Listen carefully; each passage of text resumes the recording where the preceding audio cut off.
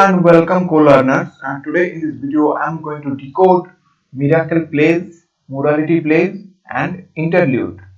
Before going to the slides, I am remembering you that don't forget to subscribe and click the bell icon for next updates. Okay, let's begin. As I promised, today in this video I am going to decode miracle plays, morality plays and interlude. So let's begin with miracle plays.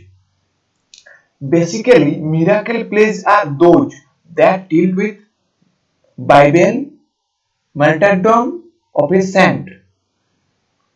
Formally, the subject matter is either a story from the Bible or else the life and martyrdom of a saint. According to some historians, miracle play denotes only dramas based on a saint's life. The authorship of miracle plays are still unknown.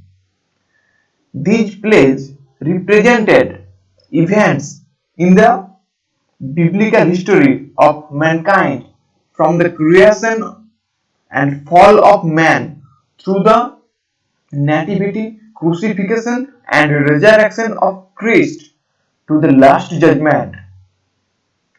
The unknown authorship,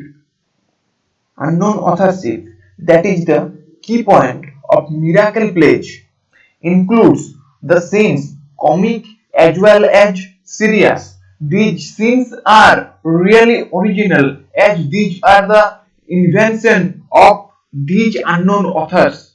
The best known example of miracle plays are Wakefield Noah, Second Shepherd's Play and Brom's Play, Abraham and Isaac.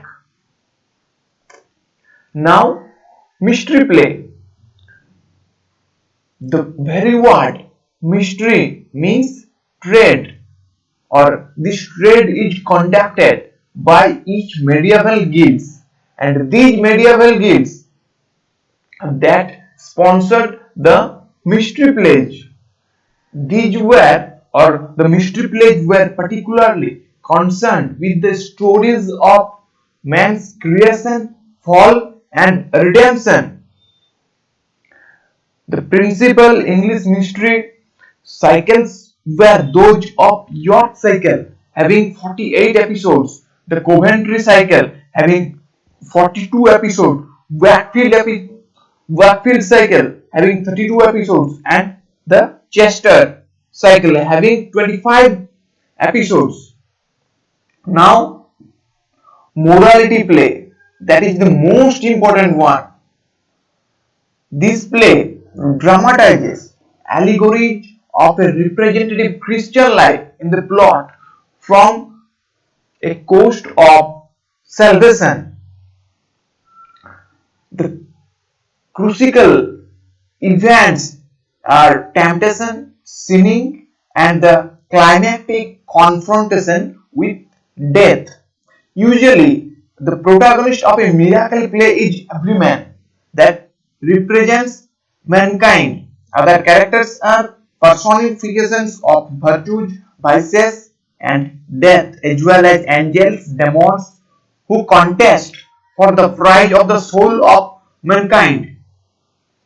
The best known example is Everyman. Here it is God who speaks first, and Everyman takes a journey from the sin of the world to his own salvation. Other best known examples are the Castle of Perseverance and Mankind. Now, interludes. The very word interlude is Latin, that means between the play. So, interludes occur in a long play, and interlude marks the break. Basically, it is applied to a variety of short stage entertainments. This includes secular pieces, witty dialogues with a religious or political point. They are often enacted in between the course of a feast or between the acts of a longer play. The famous and the best known example of interlude is John Heywood's play, The Four Ps. Here, four Ps are the pummeler, the pardoner, and the apothecary, and the peddler. So, thank you. Stay tuned with us. Includes your friends. Happy learning. Thank you.